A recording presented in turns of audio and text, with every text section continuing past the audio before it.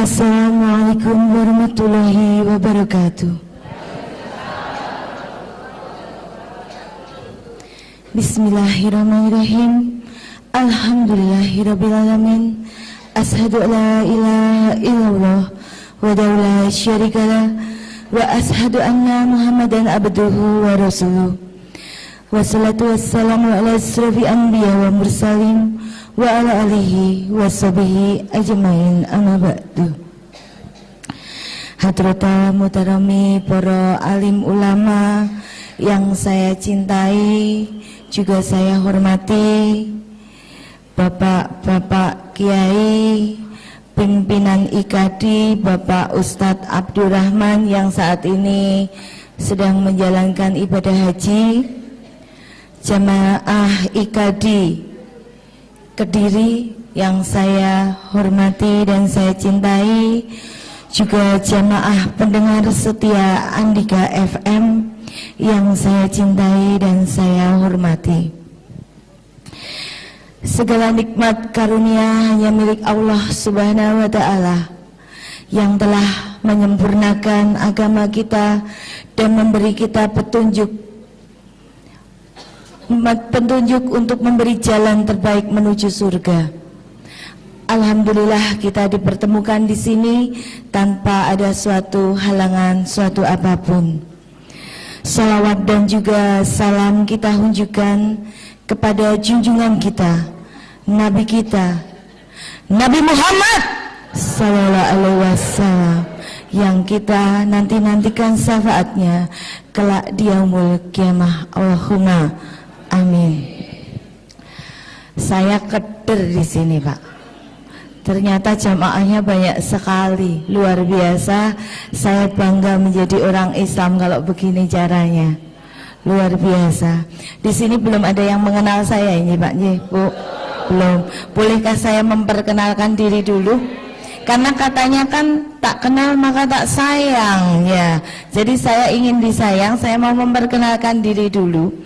Nama saya lahir procot dengan nama Ith Hansen. Karena karena orang tua saya, bapak saya namanya Ith Hyong Hwan dan mami saya namanya Sim Hyun Yu. Karena kakek saya namanya I Hong Po. Berarti terbukti bahwa saya keturunan orang Cina. Betul, tapi walaupun saya Cina di sini, mungkin ada teman Cina di sini juga. Kalau misalnya ada, saya bersyukur ada temannya. Tapi kalau tidak ada, saya tidak ingin dipandang sebelah mata. Karena katanya kan carilah ilmu sampai ke negeri Cina, ya Bu ya. Alhamdulillah sekarang Ibu nggak usah ke Cina, Cinanya sudah sampai di sini. Alhamdulillah. Itu. Dan karena saya bangga orang Cina masuk Islam, orang Islam masuk ke Indonesia saja yang membawa adalah orang Cina. Ma Chengki, yaitu Muhammad Cheng Ho, itu kan orang Cina, Bu. Bahkan ketika Muhammad Cheng Ho balik ke negeri Cina, digantikan generasi penerusnya Bun Sueho. Bun Sueho adalah Sunan Ampel. Oh, Sunan Ampel ternyata Cina, Bu. Sunan Ampel punya dua anak, Sunan Derajat sama Sunan Bonang. Bonang itu kan bahasa Indonesia, ya kan? Aslinya namanya Bun Ang, karena bapaknya namanya Bun Sueho. Nah, agama saya adalah mantan kafir. Mantan kafir. Saya bangga dengan sebutan mantan kafir, Pak, Bu. Karena apa? Saya mantan dari tim sukses gereja. Saya dulu menjadi umat Katolik, umat gereja. Saya tidak sekedar duduk sebagai umat, tapi saya tim sukses gereja. Bahkan dalam satu keluarga besar saya, yang masuk gereja duluan itu saya. Mami saya, papi saya, adik-adik saya itu baru masuk menjadi agama Katolik setelah saya masuk dan dibaptis menjadi orang Katolik. tak ajak semua sak konco-koncoku, Bu. Saya tim sukses gereja dulu. Saya dulu benci sekali, Pak, Bu, melihat orang Islam. Saya di sini ingin bercerita, kenapa kok saya bisa sampai hadir di sini di tengah Bapak Ibu sekalian. Saya ingin memberikan motivasi kepada Bapak dan Ibu sekalian bahwa apa? Agama yang paling baik dan benar adalah agama Islam. Karena saya sudah survei, saya sudah meneliti. Saya dulu bencinya luar biasa dengan orang Islam, apalagi saya dilahirkan dalam keluarga Cina. Kalau pulang gereja ketemu dengan ibu-ibu kok jilbaban, saya itu ngomong sama teman saya, Bu, kedelok ki lho, WTS baris berbaris. WTS wanita tahan sumuk. Panas-panas jilbaban. Betul, saya benci sekali. Bagaimana saya tidak benci dengan orang Islam? Karena yang terdoktrin di dalam otak saya, Islam itu hanya agama yang senang ribut dan ribet. Bagaimana tidak ribut dan ribet? Sekarang jawab bareng-bareng. Yang jawabannya beda dewe, selain dewe, mesti ora patek waras. Coba didengerin, Bu, teman kanan dan kiri. Kalau jawabannya berbeda, pasti agak nggak beres. Pak, Bu, agama apa sekarang? Sing bola bali ribut kelangan sendal sepatu di tempat peribadatan. Agama apa? Islam. Nggak ada yang jawab agama Katolik atau Kristen. Wong sendal sepatu digawa dewe-dewe kok. Gimana? Agama apa sekarang, Bu, yang terdengar sampai seluruh Indonesia pun tahu? Hanya ada 2 organisasi besar, nggak akor-akor, Bu. Agama apa? Islam. Yang NU ngonekke Muhammadiyah, ngomongnya Muhammadiyah memang Islam orang genah. Lah kenapa? Lah iya loh, sholat tarawih setahun pisan kuwi kok mung 8 rakaat. Nanti yang Muhammadiyah ngonekke NU ngomongnya NU ki ra patek Islam. Lah kok iso? Lah iya, sholat tarawih setahun pisan mosok surate pendek-pendek. Saya paling seneng kalau ketemu orang Islam model seperti ini, Bu. Langsung tak cedeki, memang paling bener kaya aku, rasa sholat. Iya, Bu. Saya ngomong sama orang Islam, wong Islam, ngapa toh kowe kok milih agama kok rekoso-rekoso? Mbok milih agama ki sing seneng-seneng wae kaya aku mbiyen. Ra usah dadak sholat 1 hari 5 kali, tapi 5 hari 1 kali. Neng gereja seneng keplok-keplok, nyanyi-nyanyi, orang dadak jebles-jebles ke batuk. Dah. Saya ngomong gitu dulu, Bu, sama teman-teman saya. Ngapain? Neng gereja lo dandan ayu-ayu nganggo seksi-seksi, ora kenal satir. Dadi jagon lanang wedok bareng ya oleh. Penak toh? Nah, itu saya dulu betapa bencinya saya dengan orang Islam. Sampai suatu saat Allah memberikan dan menuntun saya kepada hidayah yang saya terima. Saya dituntun Allah kerja di lingkungan orang-orang Islam.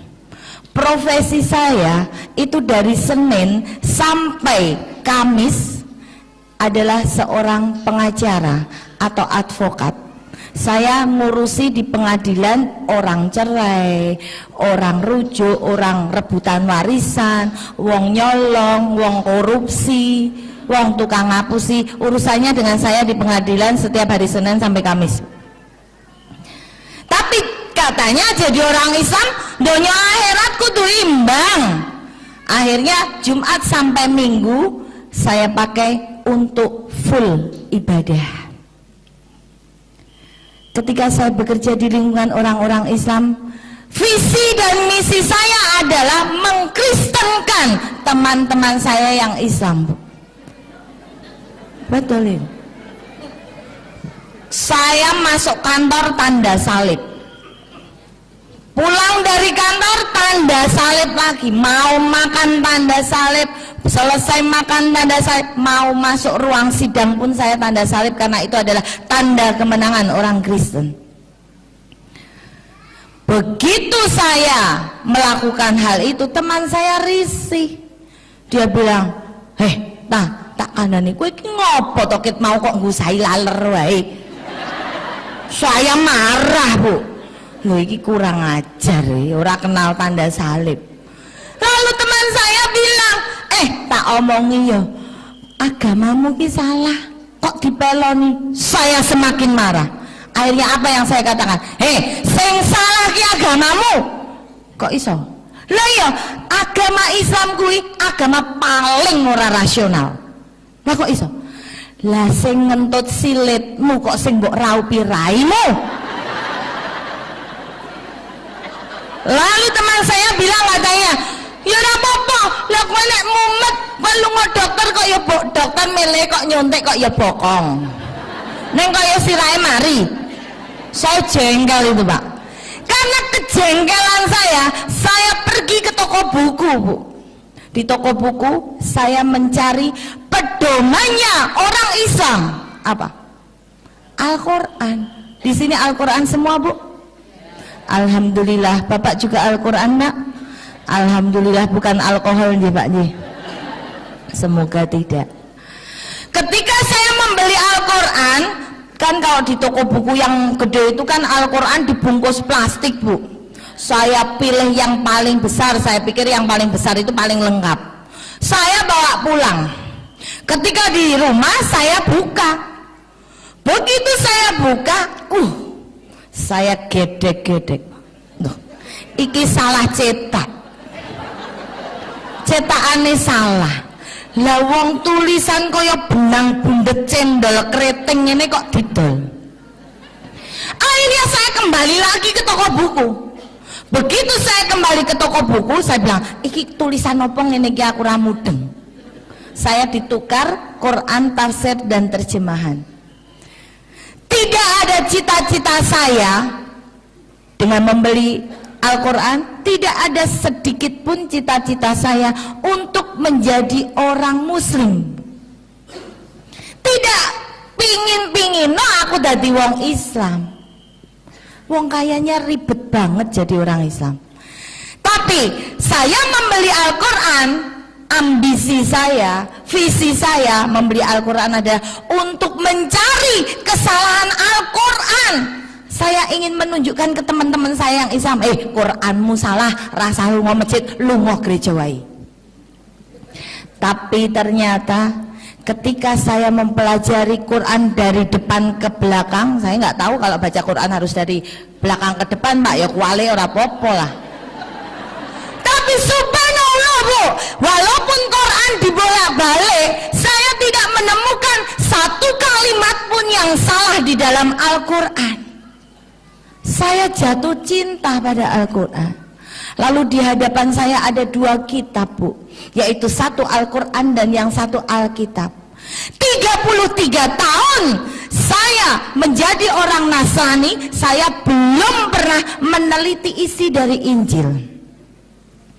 Lalu tergelitik saya, lah Quran ki wis tak pelajari, ora ono sing salah.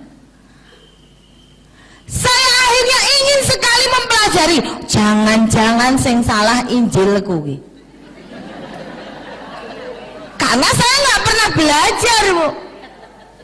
Akhirnya saya buka Injil. Ketika saya membuka Injil, saya kaget luar biasa. Karena apa? Saya mendapati sebuah ayat di dalam Injil, di dalam Imamat 11 tertulis, haram bagimu makan babi dan binatang berkuku belah lain, bahkan bangkainya pun jangan kamu sentuh. Saya kaget, tak walik meneh, loh, iki Injil, ini Alkitab isinya. Saya baca lagi, ternyata memang orang gereja itu haram makan babi. Saya mereview lah, aku kalau misa diajak romoku dulu, pastor, karena saya ada putra putri altar yang melayani romo di mimbar. Itu saya setelah misa di Sendang sono, pulang itu saya dihampir ke di warung. ditukokke tongseng kiri. Tak omong ibu. Ya orang Cina bilang hauce sencing punya. Hauce enak bu, karena saya belum tahu ayat ini. Ternyata ini tidak boleh, ini diharamkan. Bukan Alkitabnya yang salah, tapi menurut saya penerapannya yang tidak pas. Akhirnya saya buka lagi tentang Injil. Saya jadi nafsu bukanya, karena saya ingin jadi pintar. Ketika saya membuka Injil, akhirnya saya menemukan sebuah ayat di dalam Alkitab juga. Di dalam Korintus tertulis, hai wanita, kenakanlah tudung pada kepalamu, jika tidak botakin saja rambutmu. Pantaskah seorang wanita berdoa tanpa menggunakan tudung pada kepalanya? Ayat berikutnya tertulis, seorang wanita yang berdoa tanpa menggunakan tudung pada kepalanya sama dengan menghina dirinya sendiri. Itu berarti wanita harus berjilbab. Tapi tak survei di gereja yang jilbaban kok mung suster. Saya dalam hati apa surga niku mung meh dipek suster. Zaman saya di gereja, saya pakai baju model bupati pak. Cina kok mulus, buka paha tinggi-tinggi, model baju kemeja segwilda memperlihatkan sekitar wilayah dada, puting beliung kelihatan sedikit. Lah saya ini kan orang Cina, kalau muter-muter lari pagi di alun-alun, model pakaian saya pakai celana model SMS kok pak, selangkangan metu sidik. Itu gaya busana saya dulu, nggak berukut-berukut begini pak. Itu. Dan ternyata ini ayatnya diatur bahwa seorang wanita harus menutup auratnya. Saya kaget luar biasa. Saya jadi merasa digobloki ya. Saya buka Injil lagi, ada pesan untuk bapak-bapak bu. Dikatakan di dalam Kejadian, hai laki-laki, sunatkanlah daging kulupmu sebagai perjanjian antara aku dengan dikau. Allah yang ngomong, artinya lelaki itu wajib untuk bersunat pak. Sunatkanlah daging kulupmu sebagai perjanjian antara aku dengan dikau. Berarti wong lanang kan kudu sunat. Karena sunat selain untuk keindahan, karena sekarang untuk keindahan juga pak, modelnya beda-beda. Keindahan, kesehatan, juga untuk kenikmatan. Gimana ibu-ibu? Bapak udah jawab, sing ngrasake nikmat ibu-ibu. Nah ibu saya mboten jawab nikmat, niku biasanya bapaknya dereng sunat. Mangke langsung disunat ke bu. Rasanya beda, lebih maknyos yang sunat, lebih mantep yang sunat. Kok bu ustazahnya bisa tahu? Aku wis jajal. Saya pernah sama yang sunat, pernah sama yang belum sunat pak. Loh ini bukan porno, nanti saya cerita, ini pengalaman hidup. Akhirnya saya kapok jadi orang Katolik. Saya cari seorang kiai di Yogyakarta. Saya belajar di Pondok Hawariun Yogyakarta tentang perbandingan agama dan kristologi di sana. Saya semakin yakin, semakin mantap bahwa Islam adalah agama yang paling baik dan benar. Kalau ada dalil yang mengatakan semua agama baik, saya setuju. Tidak ada agama yang jelek, semua agama baik saya setuju. Saya tidak menjelek-jelekan agama saya yang dulu. Agama saya yang dulu baik. Saya setuju semua agama baik. Tapi maaf, saya tidak setuju dengan dalil yang mengatakan semua agama benar. Karena bagi saya agama yang paling baik dan benar hanya agama Islam. Itu. Dengan pernyataan saya seperti ini, saya akhirnya ngomong kepada kiai saya, Pak, saya pingin banget, saya sudah mantep jadi orang Islam. Lalu Pak Kiai bilang, oke Bu Ita, sekarang juga Bu Ita mengucapkan 2 kalimat syahadat. Saya bilang, saya nggak mau Pak. Kok nggak mau, kenapa? Pak, papi saya Cina, mami saya Cina, adik-adik saya Cina, suami saya Cina, otomatis anakku Cina kabeh. Nek anakku Jawa kan aku selingkuh berarti. Semua Cina, nggak ada yang satupun orang Islam. Kalau sampai mereka tahu bahwa saya ini masuk dan mengucapkan syahadat, aku iso dijengkangke Pak. Lah nek mau dijengkangke, sing paling susah nek dicoret dari daftar warisan Bu. Awal bapak mbokku soge. Saya takut luar biasa Pak. Akhirnya apa? Saya ngomong pada kiai saya, Pak, saya pingin berislam karena ini adalah peristiwa penting di dalam hidup saya. Saya tidak mau gagal dalam mengucapkan syahadat dan menjadi orang Islam. Saya ingin diislamkan di Masjid Istiqlal Jakarta. Akhirnya oke, saya persiapkan di sana. Di sana saya punya teman namanya Kolonel Maksmurdi Purnomo. Dia mempersiapkan segala sesuatunya di Masjid Istiqlal Jakarta, dan saya memilih hari tanggal 20 Desember tahun 2008. Wah, baru 5 tahun saya jadi orang Islam, tapi saya sudah memberanikan diri pegang mic Bu. Ibu berapa tahun jadi orang Islam? Sudah pernah pegang mic? Minta ajarin Bapak. Ketika saya yakin berislam, saya memilih tanggal 20 Desember. Karena apa saya memilih bulan Desember Bu? Karena saya takut diajak ke gereja. Karena di bulan Desember ada apa Bu? Pinter, ada hari Natal Pak. Di bulan Desember ada hari Natal. Kalau hari Natal itu tanggalnya tanggal berapa Bu? 25. Kalau 1 Muharram kemarin tanggal berapa ya Bu? Enggak tahu Pak. Itulah wajah-wajah Islam. Kita lebih mengenal budaya mereka daripada budaya kita sendiri Bu. Saya takut diajak Natalan. Saya pilih 20 Desember 2008 dengan alasan ketemu klien di Jakarta. Dari Yogyakarta menuju Jakarta, saya membawa 1 orang saksi pensahadatan saya. Di tengah perjalanannya, saksi saya ini ngomong kepada saya, tak kandani, kowe siap-siap tisu apa sapu tangan. Saya tanya, buat apa? Loh, engko kowe nek ngucap syahadat ki kowe nangis. Saya bilang, belegedes. Lah aku ini wanita perkasa, aku ditempelin bojo ra nangis kok, bales tempelin gelem kok. Nggak mungkin cuma ngucap 2 kalimat syahadat aku nangis. Nggak percaya saya. Tapi subhanallah Bu, ketika saya masuk ke Masjid Istiqlal, ketemu dengan takmir masjidnya, saya baru ngucap la ilaha illallah, saya sudah nangis, mimpi-mimpi bekar-bekar 15 menit lamanya Bu.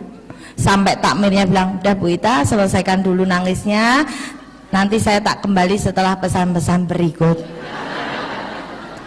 Karena saya kayak orang gila, nangisnya bekar-bekar Bu. Saya nggak bisa acting Bu, tapi inilah ungkapan yang ada di dalam hati, lubuk hati saya yang terdalam. Dan ketika saya sudah selesai menangis, saya mengucapkan 2 kalimat syahadat dengan baik. Dan akhirnya saya diberi surat keterangan memeluk agama Islam. Dan ini bukti pengislaman saya. Di sini saya bukan penyelundup. Ini bukti Islam saya luar dalam, dikeluarkan oleh Masjid Istiqlal Jakarta tanggal 20 Desember 2008. Mungkin bukti pengislaman saya lebih lengkap daripada Bapak dan Ibu di sini. Itu. Ketika saya mengucapkan 2 kalimat syahadat, saya merasa ada sesuatu yang sejuk sekali masuk di dalam lubuk hati saya. Saya tersungkur, saya bertobat karena saya mengingat dosa-dosa saya yang dulu. Berapa puluh orang sudah saya masukkan ke dalam gereja. Saya menyesal sekali.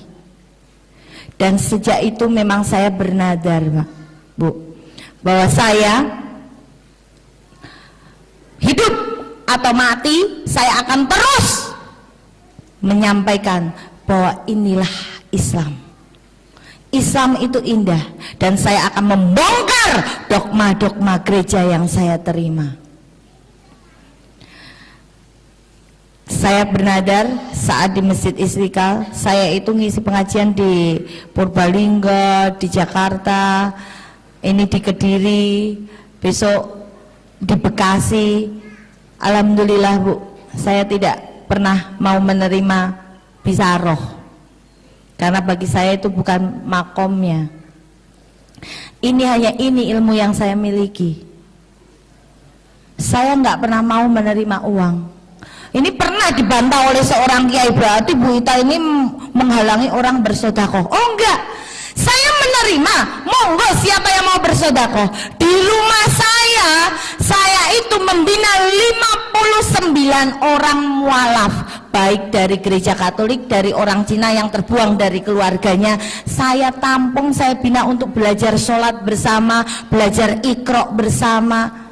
Alhamdulillah mereka seneng. Dan monggo sodako dengan mereka boleh saya terima, mau sodako mukenah boleh, sajadah boleh, Iqra boleh, gula teh ya tak tompo, gitu. Saya malah kemarin ditanya sama jemaah, Bu, lah bisarohnya gimana? Aduh, saya nggak usah dikasih bisaroh, saya beliin kursi plastik aja satu. Karena apa? Di tempat saya setiap malam Rebo Legi, saya itu menggelar pengajian yang dihadiri kurang lebih 700 orang. Karena saya hanya ingin ngayomi mualaf-mualaf loh. Jangan khawatir, teman kita banyak. Nah itu biasanya saya kan selalu sewa kursi. Lah padahal kas mualaf ini nggak ada, karena saya tidak pernah menarik uang dari mualaf-mualaf. Niat saya menyenangkan mereka, Bu. Dan saya kekurangan kursi, saya minta satu kursi aja lah, nek sak jamaah setiap ngisi sak kursi kan lumayan, ya. Dan ini untuk sedekah dan bermanfaat, setiap sebulan sekali selapan dipakai. Dan alhamdulillah, ketika saya mengucapkan 2 kalimat syahadat, Pak, Bu, saya bernada seperti itu, dan saya yakin bahwa diri saya sekarang sudah menjadi orang Islam. Ketika saya menjadi orang Islam, saya tahu hak dan kewajiban orang Islam. Ketika saya menjadi orang Islam, kewajiban saya sebagai orang Islam adalah sholat 5 waktu. Sholat 5 waktu. Saya jadi orang Islam, modalnya itu cuma punya 2 doa, Bu. 1 syahadat, 2 Al-Fatihah. Lainnya saya belum kenal. Kalau gaya sholat, saya tahu. Gaya sholat ada berapa, Bu? Nggak tahu, Bu? Nah, Ibu seprono-seprene dadi wong Islam sing diteliti apa? Sing diteliti dompetnya bapak toh, Bu? Dompetnya bapak hilang 10.000, ngamuk. Kayak ke sopo Pak mau jajal deling-eling kayak ke sopo? Rondong di sing mbok parani. Gaya sholat orang ngerti. Terangan nggak, Bu? Gaya sholat ada 5. Yang pertama adalah berdiri. Berdiri adalah lambang taat, tiru malaikat, diperintah rawani debat. Ini gaya sholat yang pertama. Ketika tangan kita mengucapkan Allahu Akbar, kita berserah kepada Allah yang maha besar. Kalau Allah itu besar, berarti awake dhewe cilik. Makanya wong Islam nek sholat kuwi ora entuk sombong, senajan ruku anyar, terutama ibu-ibu. Ibu-ibu cok pamer kok, Pak. Ruku anyar, le sholat mobat mabit ra karo. Bismillahirrahmanirrahim. Men kancane ngerti nek ruku anyar. Niku mboten sah, Ibu. Itu, Bu. Itu gaya sholat yang pertama. Ketika kita Allahu Akbar, sedekap ini kita belajar jadi mayit, Bu. Nek mayit niku tenang apa kecil-kecil, Bu? Tenang. Berarti nek jenengan mung Allahu Akbar, sedekap ono tamu totok-totok assalamualaikum, rasah dadak dijawab waalaikumsalam, kula nembe salat tenggorien mboten sah, Bu. Nengke wae jarno baik. Ini. Itu gaya salat yang pertama. Gaya salat yang kedua adalah apa, Bu? Rukuk. Rukuk adalah lambang menghormat. Karena awake dhewe rumangsa wis dikeki nikmat, kedep, ambegan, ngentut, angop, Bu, ora bayar ning kelurahan. Kita hanya dimohon untuk menghormat karo sing maringi nikmat. Mosok kalah karo kewan. Sapi bar dipakani jenengan nak krungun meng wah. Niku mboten, Bu. Alhamdulillah. Loh, jenengan kali sapi. Halo? Entok jenengan ngomong. Halo? Mboten, Bu. Dia bertasbih subhanallah, subhanallah, subhanallah. Jenengan kalah karo entok. Tawan ngeneng nika zikir, Bu. Allah Allah Allah Allah Allah Allah Allah Allah Allah Allah. Mboten percaya cekel cek templek iki. Mangke tak jenengan, ya Allah. Allah, Bu. Niku. Kita jangan sampai kalah dengan binatang, Bu. Kita manusia ini diciptakan paling sempurna daripada makhluk yang lain. Gaya salat yang ketiga adalah sujud. Sujud adalah lambang mohon ampun. Kenapa kok batuk sing dijebleske? Kok duduk sikut apa bokong? Karena provinsi dosa yang terbesar manusia berawal dari sini, Bu. Utak nyolong, utak ngapusi, utak rasan-rasan, utak ngerebut bojone tanggane, Pak. Iki mesti teko kene. Ya kan? Makanya kita mohon ampun. Apa nek utak rasan-rasan ibu-ibu.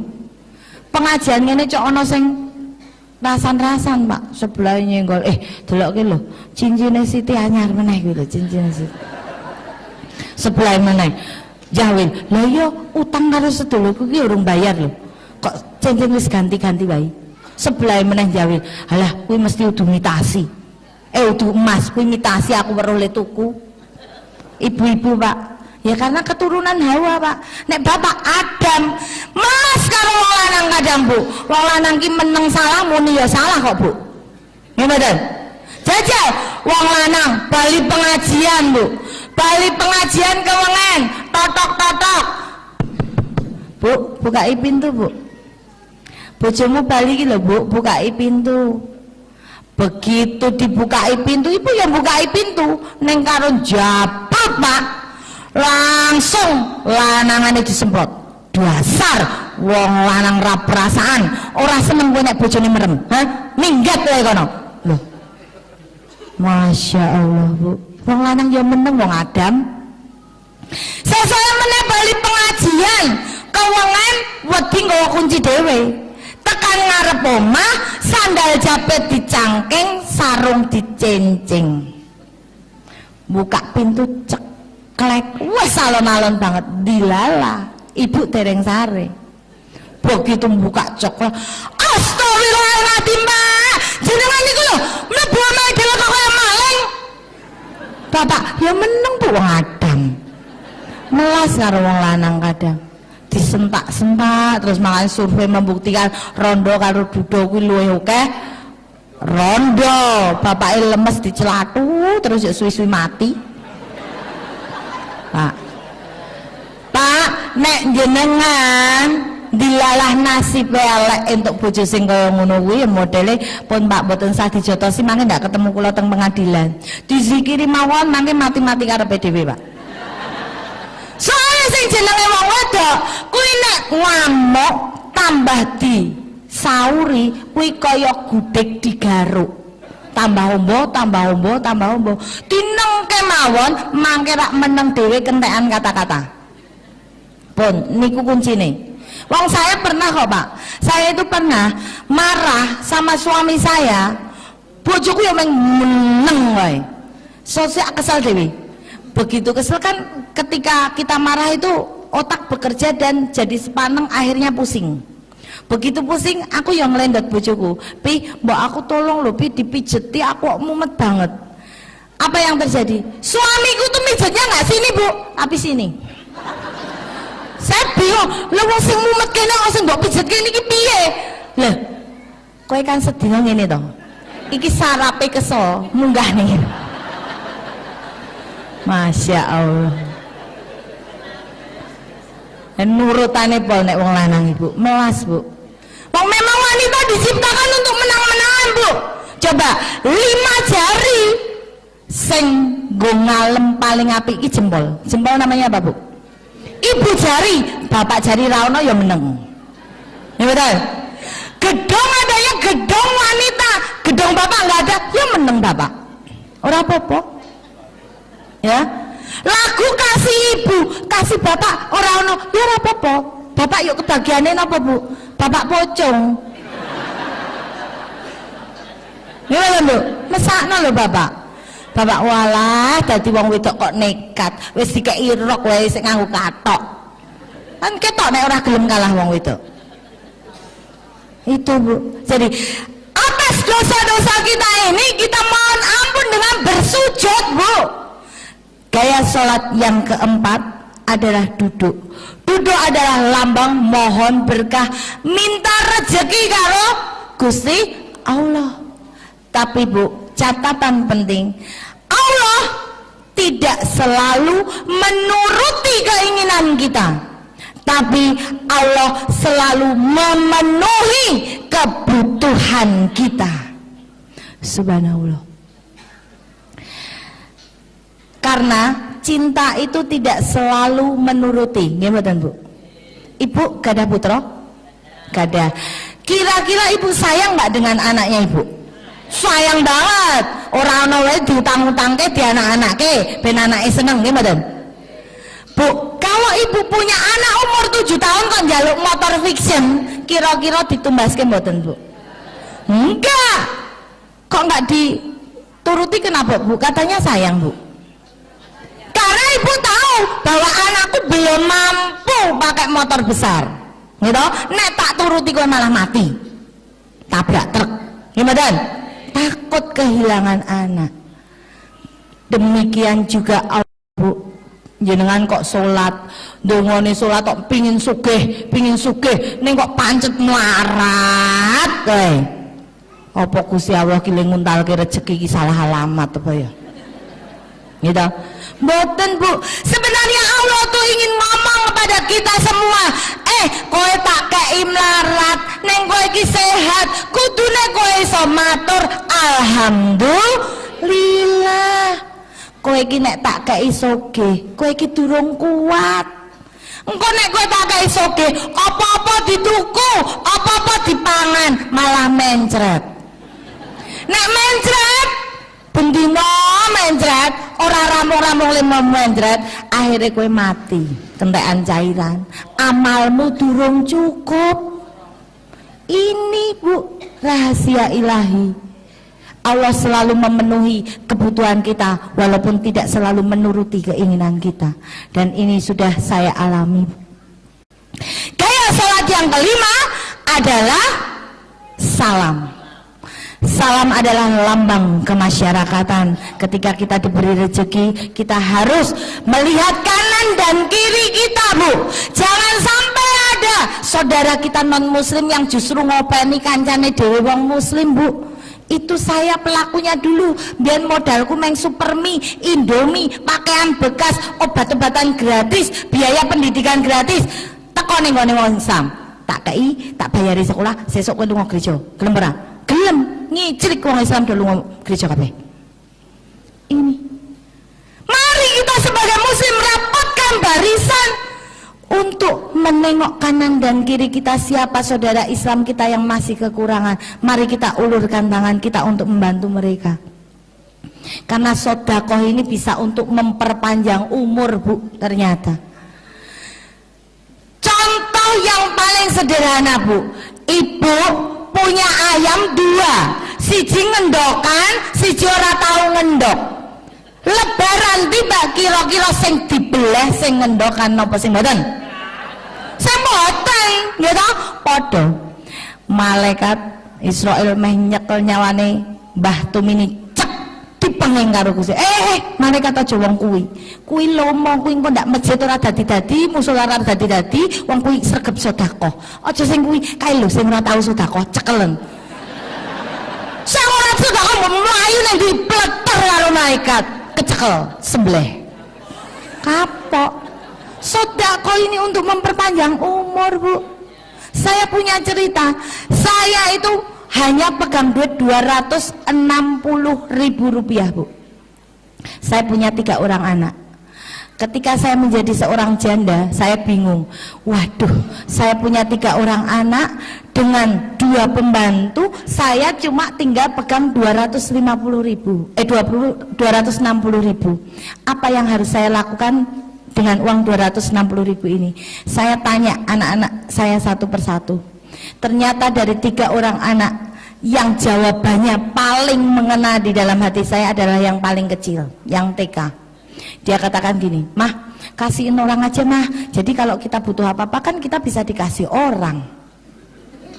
Jawaban sangat simpel Bu, tapi akhirnya saya kembali berpikir, iya ya, dikasih ke orang itu artinya disodakohke, supaya kita mendapat berlipat ganda. Langsung saya mengajak 3 orang anak saya pergi ke panti asuhan, 250.000 saya sumbangkan ke sana. Saya cuma tinggal pegang 10.000 untuk sarapan besok pagi. Saya nggak mikir besok mau makan apa, saya nggak kepikir Bu. 250 saya kasih panti. Luar biasa. Setelah saya selesai makan sarapan pagi, ada orang datang ke rumah saya, celuk, nangis, "Bu Ita, saya dicerai sama suami, tapi saya nggak mau cerai sama suami saya masih cinta sekali. Udah, suami saya mau nikah lagi nggak apa-apa, yang penting saya nggak dicerai.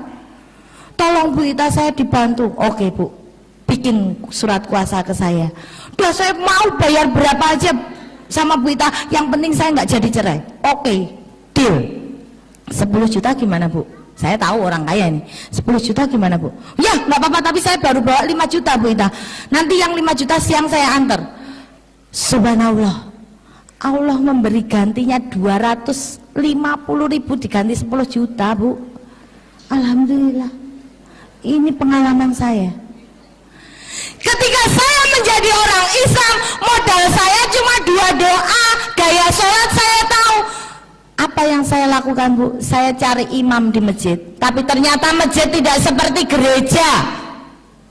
Kalau di gereja 24 jam romo pastor ada di gereja, cari sewaktu-waktu pasti ada.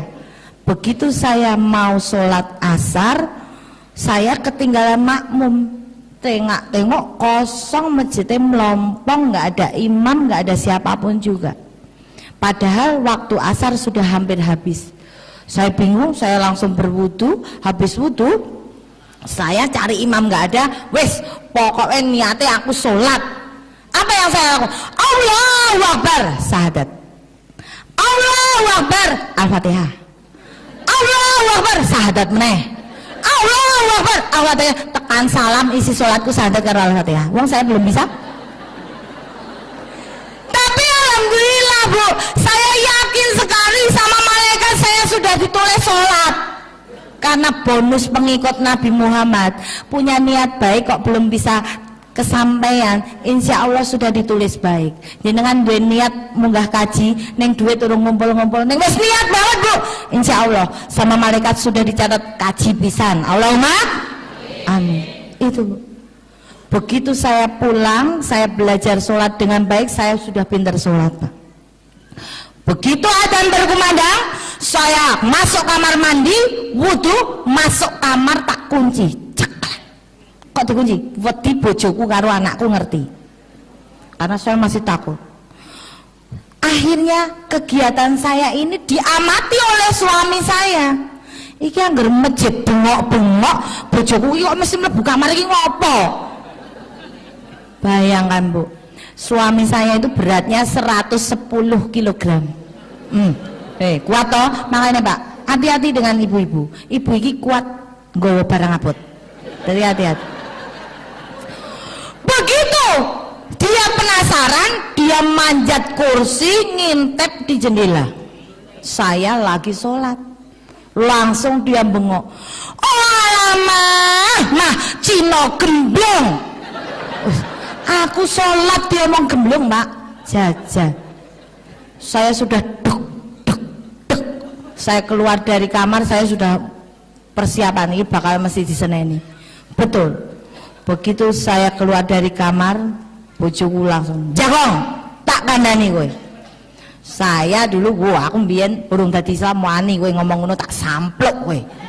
Tapi wong saiki aku wis dadi Islam, di Islam diajarkan bahwa kita sebagai wanita itu harus patuh, harus bakti kepada suami. Ini penting di dalam Islam. Aku nggak berani, aku harus patuh karena engkau masih suamiku di sini. Saya duduk. Akhirnya suami saya bilang, mah, tak kandani ya.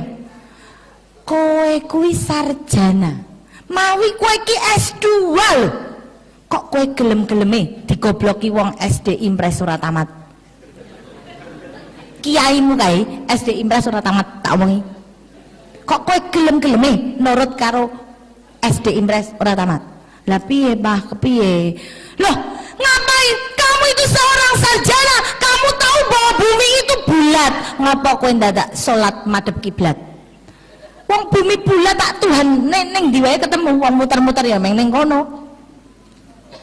Kalau ibu bapak dapat pertanyaan gini bingung. Untung saya sudah pintar Pak. Ketika saya dapat pertanyaan seperti ini, saya langsung tidak berbicara tentang Al-Quran karena suami saya tidak percaya dengan Al-Quran, percayanya kepada Alkitab. Saya bilang, Pak, sing ngongkon aku sholat madhep kiblat itu adalah Alkitab. Di dalam Alkitab tertulis dengan jelas, di situ dikatakan sujud dan berdoalah kepadaku sesuai dengan arah baitku yang kudus. Berarti ada arahnya. Bahkan pemindahan kiblat dari Masjidil Aqsa di Yerusalem, Masjidil Aqsa dulu ya Pak, pindah ke Mekah, itu pun diatur di dalam Injil. Yerusalem, Yerusalem, engkau akan ditinggalkan oleh anak-anakmu dan rumahmu ini akan menjadi sunyi. Pindah ke Mekah. Diatur pemindahan di dalam Injil. Luar biasa. Lalu suami saya kaget, kok wis pinter. Lalu suami saya bilang, loh mah, omongmu mbiyen wong Islam ki wong goblok. Piye ora goblok? Lah wong sing ngentut silite kok sik diraupi raine. Lah kok kowe saiki malah pancet ketularan goblok. Saya waduh senjata makan tuan nih. Akhirnya saya menjawab dari segi Alkitab, Pak. Pak, aku wudhu. Itu yang mengajarkan aku wudhu dan bagaimana cara wudhu itu ada di dalam Injil. Di Injil dikatakan basuhlah dulu tangan, kaki dan mukamu jika engkau hendak sujud dan berdoa kepadaku. Loh, orang nokon basuh silit Pak.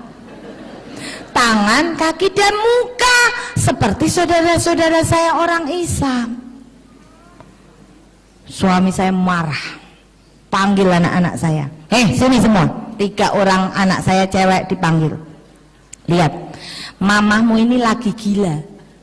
Dia lagi kesurupan setan. Kamu jangan pada ikut-ikutan.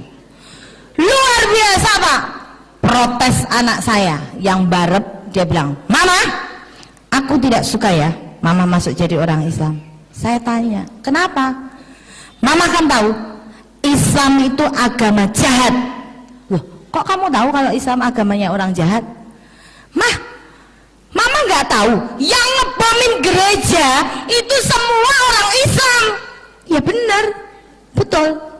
Mama tahu Syekh Puji Yang suka kawin sama anak kecil itu juga orang Islam, mah. Aku nggak mau mama jadi ketularan jahat, katanya. Begitu. Akhirnya saya bilang, oh memang betul Islam di Indonesia seperti itu wajahnya. Tapi coba kita survei ke luar negeri. Di Meksiko sana gembong obat bius disurvei tidak ada satupun orang Islamnya. Di Filipina orang-orang goblok disurvei nggak ada satu orang Islamnya. Di Thailand banyak pelacur jalanan disurvei juga tidak ada orang Islamnya. Di Indonesia rata-rata pembantu agama Islam, tapi bagaimana di Mesir 100% majikan orang Islam. Mikir anak saya. Lalu tanya dia, "Mah, lah itu ngapain orang Islam? Kok orang Islam kalau ke masjid pakai copot sandal sama sepatu segala?" Saya bilang, yang nyuruh orang Islam itu copot sepatu sandal kalau mau masjid itu ada dan diatur di dalam Alkitab. Dikatakan oleh Yesus. Yesus sendiri ngomong, jika engkau hendak memasuki perkemahan suciku, lepaskanlah dulu tali kasutmu dari kakimu. Ini ada di dalam Injil. Makanya saya kapok jadi wong Katolik, Pak. Ternyata Yesus yang menyuruh. Akhirnya anak saya berpikir betul juga. Lalu saya tanya pada anak saya, kamu panggil Yesus siapa? Tuhan. Emang kamu tahu kalau Yesus itu Tuhan? Ya jelas mah, Yesus itu anak Allah. Jadi Yesus itu Tuhan. Loh, kok bisa? Kamu tahu di dalam Injil Yesus marah disebut Tuhan.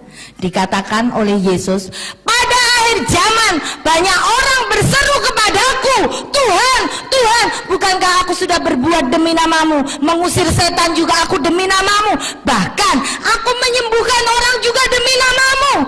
Tapi aku, Yesus ini yang ngomong, Pak, tapi aku akan mengatakan kepada mereka, aku tidak mengenal engkau, enyahlah kau, hai si pembuat kejahatan. Yesus marah dianggap Tuhan. Bahkan di dalam Yohanes, Yesus mengajarkan 2 kalimat syahadat. Yesus katakan bahwa inilah hidup yang kekal itu, bahwa mereka mengenal hanya Engkau satu-satunya Allah yang benar, dan Yesus Kristus sebagai utusannya. La ilaha illallah, Yesus Rasulullah, bukan Tuhan. Tapi kenapa Yesus disebut Tuhan? Yesus disebut Tuhan baru pada tahun 325 Masehi. Sebelumnya Yesus belum dianggap Tuhan. Ini adalah kepentingan dan sejarah Romawi. Kapan-kapan saya terangkan, kalau diundang lagi. Itu anak saya bingung.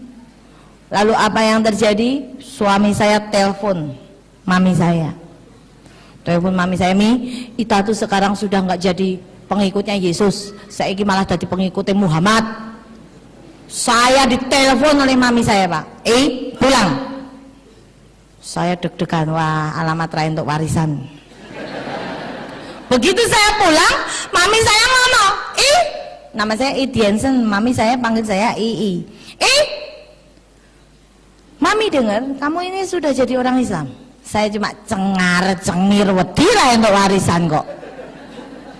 Lalu mami saya ngomong lagi, oh ya, nek kowe dadi wong Islam, kuwi padha wae mopok tai wong tuamu lho. Saya masih bingung, kok Islam dipodoki karo tai ya? Saya bingung, Pak. Ketika mami saya ngomong, kalau kamu jadi orang Islam, mami ramen lunga gereja meneh. Saya langsung, yes, bener Mi, aku udah jadi Islam. Mami nggak usah ke gereja lagi. Mending ora gereja, ora masjid, ora kerja, rantai duit. Mami saya langsung malah gendeng. Oh ini tak sekolah ke dhuwur-dhuwur ora kuat kopi kok ya dadi jeglek. Katanya. Betul, Pak. Akhirnya mami saya panggil Romo dari Wamena.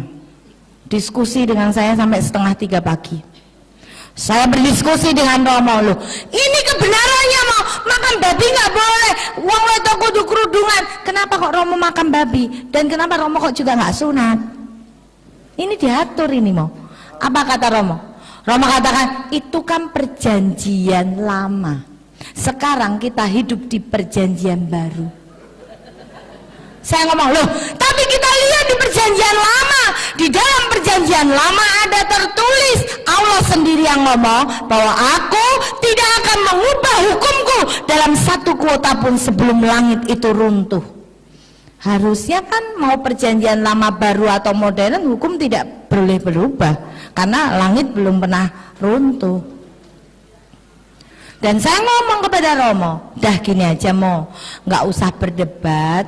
Saya besok pagi ke gereja lagi Mo.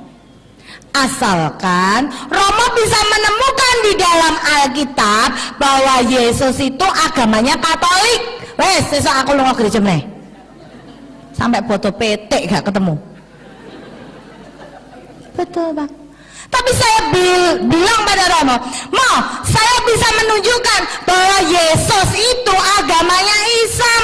Di dalam Markus dikatakan ketika di antara para muridnya, Yesus memimpin doa dengan Yesus maju sedikit di antara murid-muridnya dan merebahkan tubuhnya ke tanah. Artinya Yesus maju sedikit di antara murid-muridnya kan jadi imam.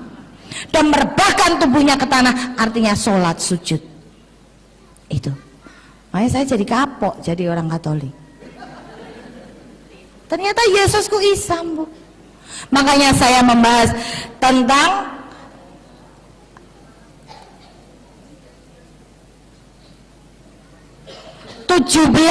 alasan menjadi pengikut Yesus yang setia harus berislam. Karena ternyata Yesusku Islam. Saya jadi mu'alaf baru 5 tahun, tapi saya sudah menerima demo dari mana-mana. Saya siap, bahkan saya diancam, saya siap. Karena apa? Di dalam saya berdakwah, saya pernah ada orang datang ke tempat saya, dia mengatakan begini, Bu Ita, saya tidak setuju dengan dakwahnya Bu Ita. Saya tanya, kenapa? Dakwah mana yang tidak setuju Pak? Dia katakan bahwa berani sekali Bu Ita mengatakan Yesus itu bukan Tuhan.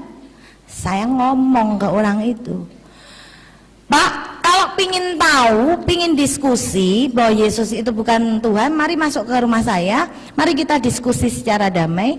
Saya punya bukti 101 bukti di dalam Injil. Yesus sendiri yang mengatakan dirinya bukan Tuhan.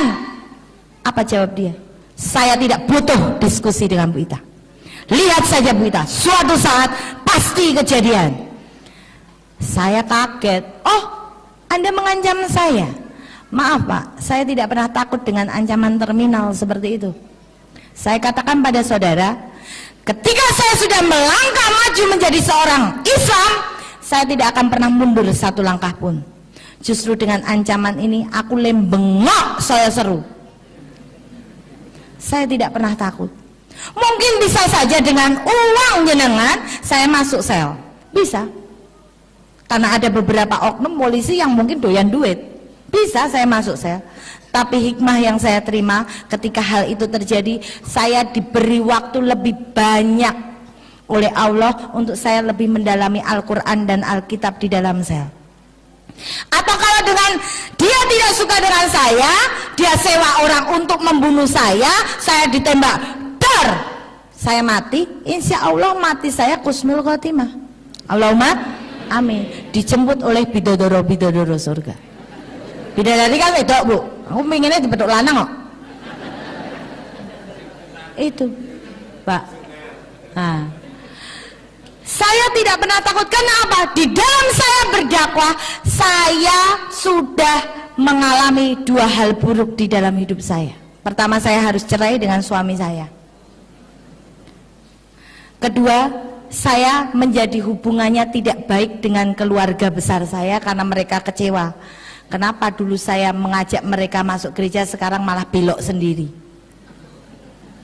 Itu adalah peristiwa yang paling buruk di dalam hidup saya.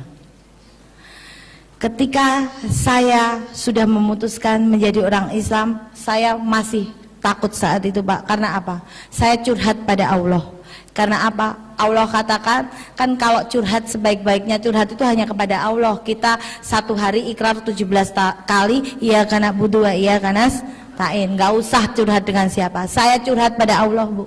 Saya katakan pada Allah, Allah aku tuh jadi orang Islam pingin ngeresi itu so. Tapi kenapa suamiku belum mau jadi Islam? Lah nek aku pingin, Pak. Kiku-kiku kan sedina ping 5. Kan aku nambah dosa sama dengan berzina. Gimana, Bu?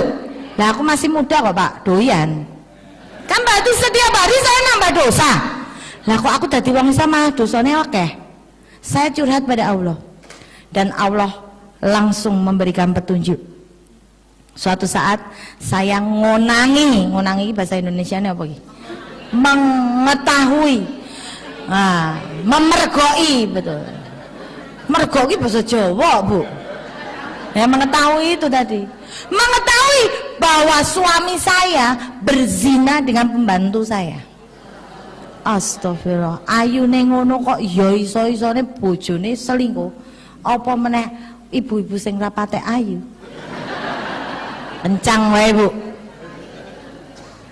Betul, Pak. Saya masih belum sadar saat itu bahwa ini adalah petunjuk Allah.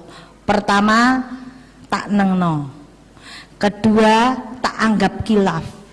Ketiga, baru saya sadar ini petunjuk Allah bahwa saya harus lepas dari suami saya. Akhirnya saya ngomong pada suami saya, cerai aja. Kata suami, oke, cerai dengan kamu nggak masalah. Tapi bondong gak aku anak gowo kowe. Oke, boleh. Saya bawa 3 orang anak, Bu. Saya bawa 3 orang anak, harta saya berikan ke dia, hotel saya berikan ke dia, karoseri mobil saya berikan ke dia, semua dia bawa. Saya hanya membawa 3 orang anak dengan uang 600.000 rupiah. Saya kontrak di sebuah rumah. Nelongso saat itu, Bu. Ternyata dadi Islam kok abot banget. Aku kudu ngakani anakku dewe. Tidak ada bapaknya. Anak ikut saya semua. Anak saya kebutuhannya sangat luar biasa karena terbiasa hidup enak. Nangis, Bu. Tapi saya di depan anak tidak pernah menangis. Saya menunjukkan bahwa saya adalah wanita yang tegar dan kamu harus jadi seperti mama. Saya menangis hanya setiap saya tahajud dan duha. Duha saya 12 rakaat, tahajud saya 8 rakaat. Saya tidak pernah mau ketinggalan. Ketika saya curhat pada Allah, Allah memberikan anugerah yang luar biasa. Pada saat itu rumah yang saya kontrakin itu dijual, mau dijual. Lah saya kalau dijual saya tinggal di mana, Bu? Saya kontrak di seorang janda. Ya udah kalau Bu Ita mau beli ya dibayar aja. Ya udah Bu, nanti saya bayar. Tapi saya belum pegang duit, Pak. Duit harganya berapa? 600 juta. Aduh, gimana caranya? Saya dablek pokoknya kontrak di situ dablek. Wong saya nggak tahu harus kemana lagi. Akhirnya dia pinjam duit saya 2 juta saya pinjemin, 1 juta saya pinjemin. Akhirnya alhamdulillah lunas 600 juta. Dengan perjuangan saya. Itu pun Allah masih memberikan anugerah lagi pada saya. Zamannya Ayu Ting Ting, Bu, saya dikasih Bujang Ting Ting. Bujang Ting Ting, Bu. Alhamdulillah. Akhirnya dia melamar saya tanya, loh kamu nggak takut po nikah sama janda anak 3, apa kamu nggak rugi? Loh aku ini malah orang paling untung sedunia. Lah kenapa? Beli 1 dapat 4 kok. Alhamdulillah, Bu. Dan alhamdulillah bisa menjadi imam di dalam keluarga saya. Saat itu anak-anak saya pun belum mau, Bu, jadi orang Islam. Berbahagialah kita dilahirkan dalam keluarga Islam, ibu bapak menjadi orang Islam. Ini semua ini Islam semua ya, Bu. Nah, saya tak tanya, ibu kok milih agama kok Islam? Terus nabinya siapa, Bu? Nabi Muhammad. Lalu sing ibu senengi kuwi kira-kira agamane sik apa jatuh cinta sik mbek nabine sih, Bu, sakjane? Hah? Milih agama kok dadak Islam, milih nabi kok ya dadak Nabi Muhammad. Sing mbok senengi kuwi agamane sik apa jatuh cinta sik mbek nabine, Bu? Hah? Bapak apa Pak? Nabinya, betul. Jatuh cinta dulu pada nabinya, karena di Ali Imran 31 dikatakan ya Pak, Qul in kuntum tuhibbuna fattabi'uni yuhibbukumullahu wa yaghfir lakum dzunubakum wallahu ghafurur rahim. Artinya apa Bu? Ambo. Loh, padahal ibu paling seneng lagu idola Tombo Hati katanya Pak. Tombo hatiku lima perkarane, kaping pisan maca Quran samaknane. Sampun Bu? Dereng. Nek maca Quran sampun maknane dereng nggih. Nggih, muga-muga meningkat. Berarti niku lagune salah, tak gantine mawon Bu. Tombo hatiku lima perkarane, kaping pisan maca kanca samareme. Sampun Bu? Sampun Pak. Ibu-ibu Pak. Ya, itu artinya Bu, katakan Muhammad, jika umatmu mereka itu mencintai aku, mencintai Allah, senanglah dulu pada nabinya, baru senang pada agamanya. Seperti saya pada pagi hari ini, saya ditelepon Pak Agus Rahmat. Pak Agus Rahmat ya? Pak Agus Rahmat ya. Telepon saya Bu Itang ngisi di Kediri, di Kadi. Ini nggak langsung Bu, pakai proses telepon dulu, saya diseret Pak Agus ke sini. Ibu kenal dengan Pak Agus Rahmat Ibu? Kira-kira orangnya baik apa elek? Baik. Ono wong rawani ngomong elek. Insya Allah Bu, kalau Pak Agus ini baik, sing digawa ya apik. Demikian juga Islam. Islam sing gawa siapa Bu? Nabi Muhammad. Nabi Muhammad sing gawani sing maha kuwasa, kon ngedumke karo para menungso sing pengen urip mulya ning alam donya, ning syarate kudu salat sedina ping 5. Sampun nggih Bu. Sing bedake awake dhewe karo kethek Bu, niku salate Bu.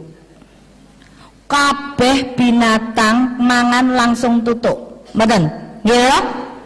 Cup mung kethek sing mangan nganggo tangan sik gek dilebokke cangkem padha karo menungso. Mbuh menungso sing niru kethek apa kethek sing niru menungso kula mboten paham. Gitu? Padha semua model gaya kethek kita bisa. Yang membedakan nek kethek ora salat, awake dhewe salat Bu. Dadi nek jenengan mangken dalu kok diambung bapak mboten tahu salat, berarti padha karo diambung. Rungokno Pak. Bapak nek ngatos niku mangken dalu kok jenengan pengin numpak ibu ora tahu salat kok ditumpaki, berarti padha numpaki.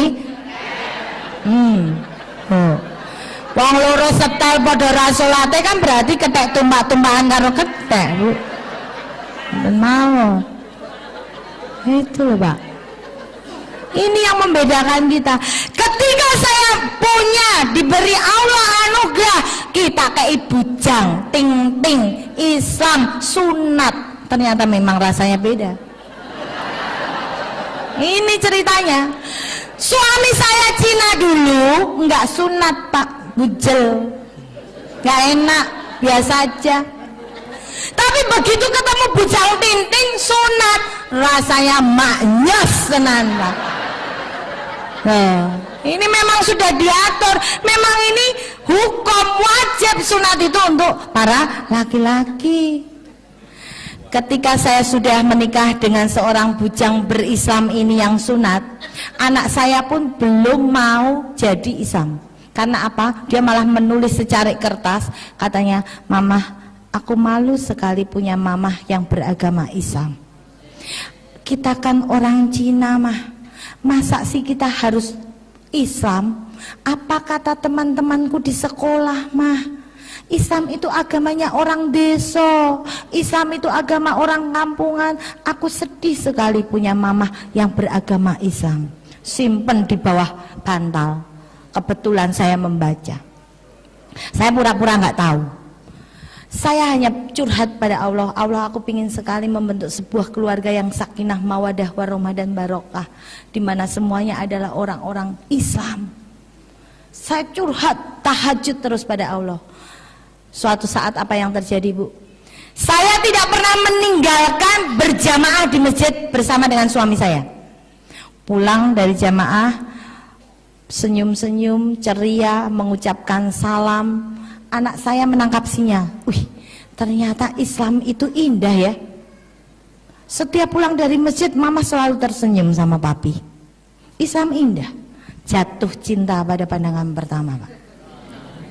Ketika saya ketinggalan jamaah di masjid, saya berjamaah sengaja di ruang tamu supaya anak saya tahu, karena anak saya sering seliwar-seliwar di situ.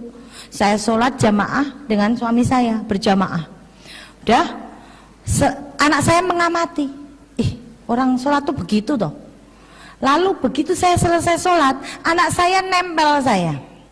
Mah, ternyata Islam itu romantis ya, Mah. Kok tahu? Nah itu mama setiap habis sholat, mama selalu nyium tangannya papi. Papi selalu nyium keningnya mama. Ternyata Islam itu romantis ya, Mah. Iya. Dia berpikir cukup lama ngelamun, tak nengke wae. Wis kono jatuh cinta pada Islam. Betul, Mak. Pulang saya dari kerja, mau parkir mobil, di stop oleh anak saya. Mah, tunggu dulu, Mah. Kenapa? Mah, ini sudah 3:30 sore. Mah, boleh nggak, Mah? Mamah antar aku ke pasar. Ngapain? Aku tolong beliin mukena sama sajadah, Mah. Saya pikir, buat siapa? Siapa yang ulang tahun siapa? Kita kan orang kita kan lebih senang mengenang hari ulang tahun, ya Bu. Ulang tahun diraya-rayain. Mbak ulang tahun ya tukok ke roti tar dinyanyi ke happy birthday to you. Mbak kaget tangi langsung ngamuk-ngamuk. Apa kowe ngomong apa kowe? Kurang ajar. Bocah saiki karo wong tua kurang ajar wani bedes-bedeske. Mbak krungune mbak kan iki bedes turu. Iki bedes. Kita boleh Bu mengikut gaya mereka, tapi jangan sampai kita dicap sebagai golongan mereka, Bu. Boleh merayakan ulang tahun asal niat awalnya dibenerin dulu, niatnya untuk sedekah, diisi dengan doa, boleh. Betul, anak saya bilang, Mah, enggak Mah, itu buat aku. Boleh enggak sih Mah, kalau aku nanti maghrib ikut sholat di masjid walaupun aku belum dibaptis secara Islam? Dipikirnya masjid ada baptis.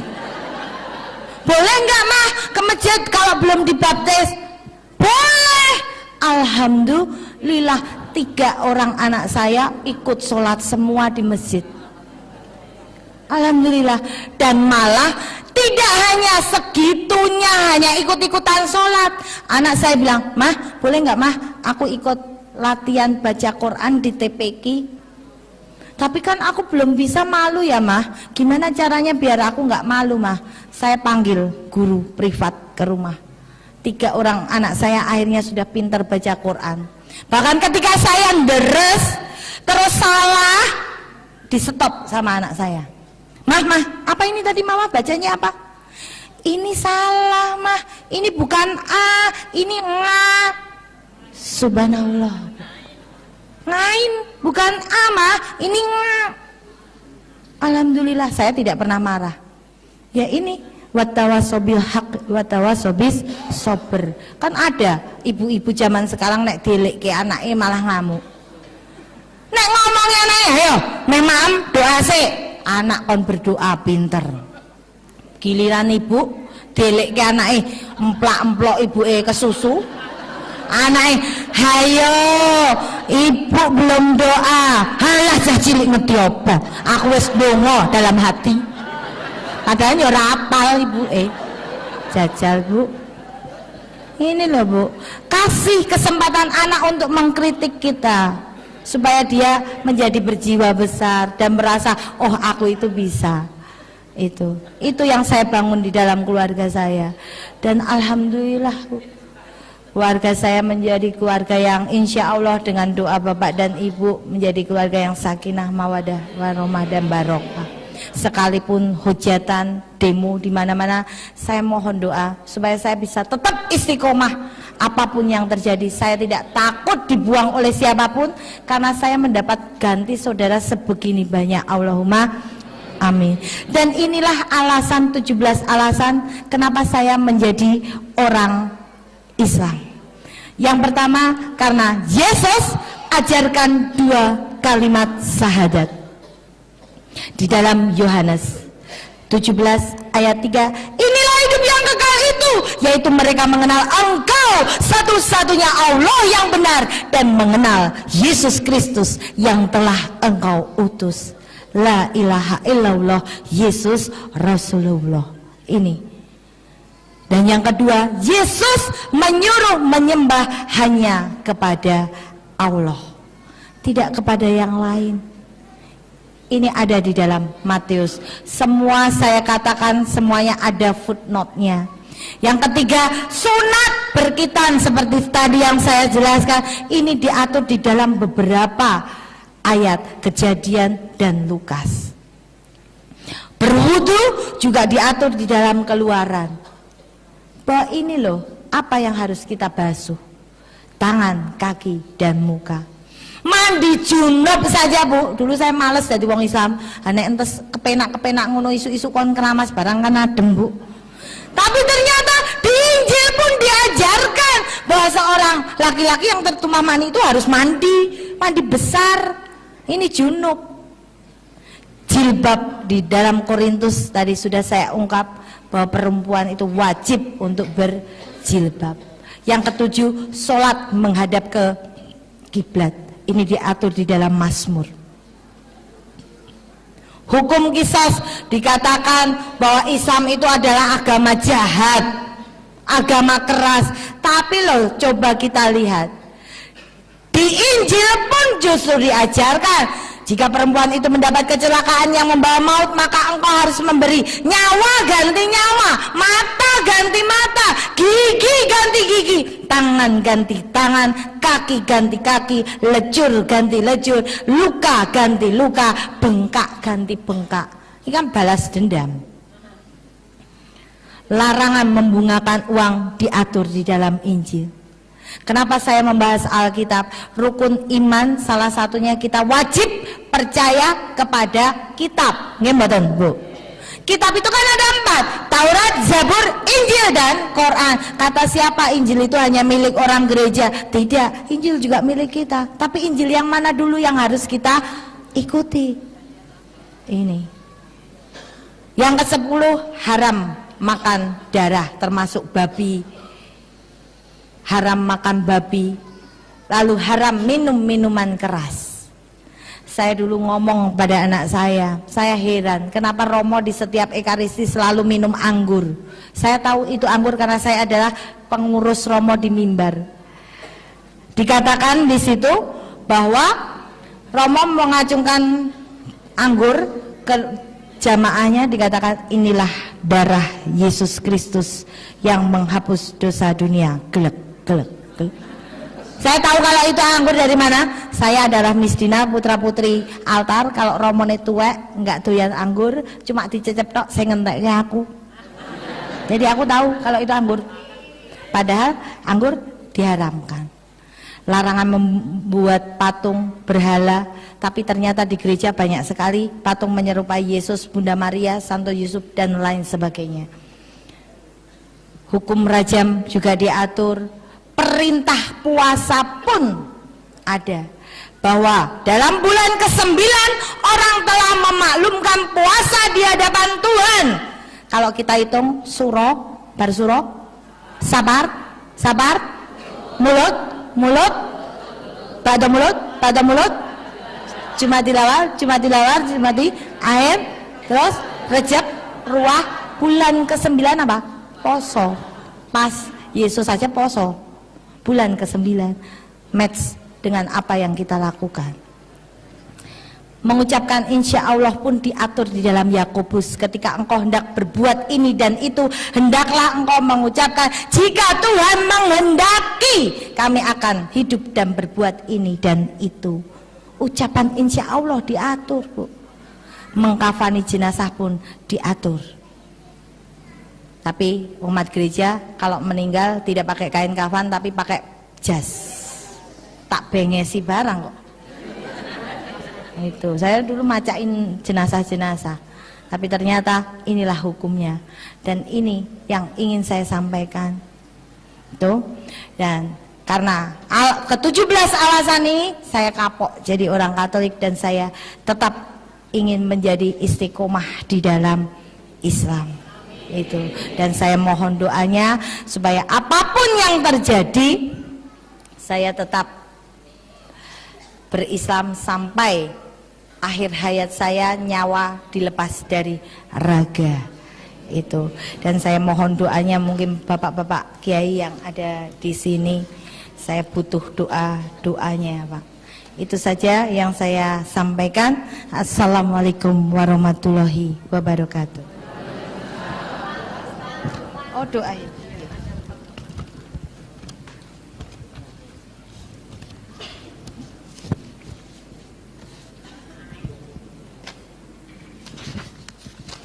Ini kan ada Pak Kiai kan, Bu? Hah? Oh, oke.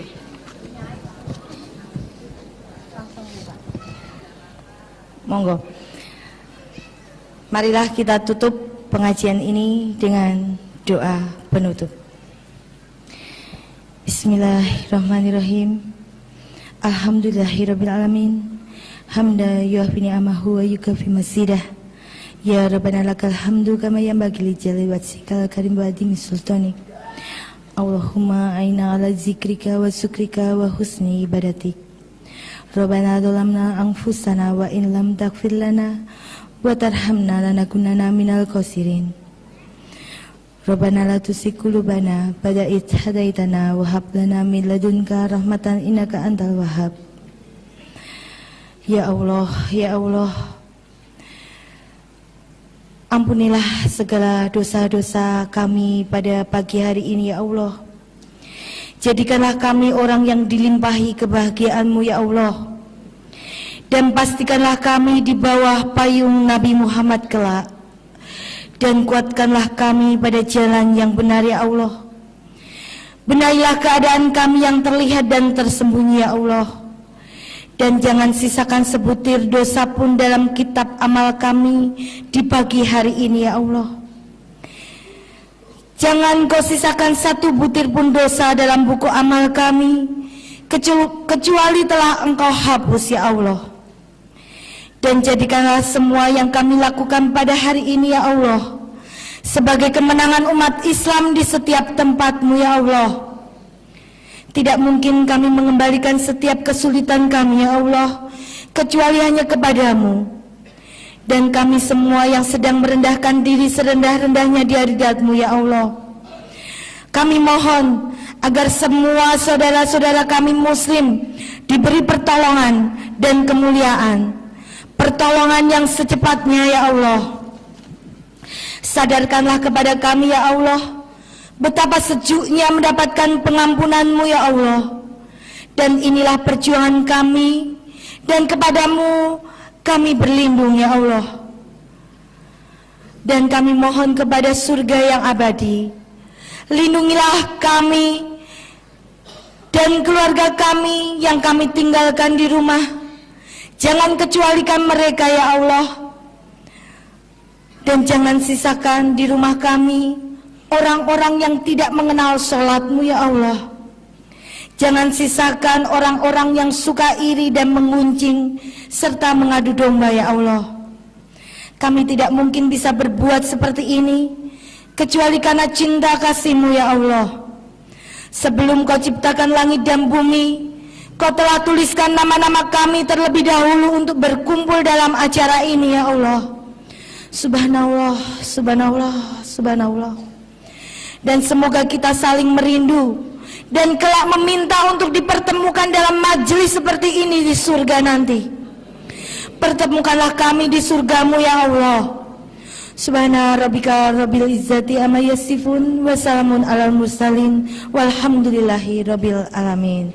Assalamualaikum warahmatullahi wabarakatuh.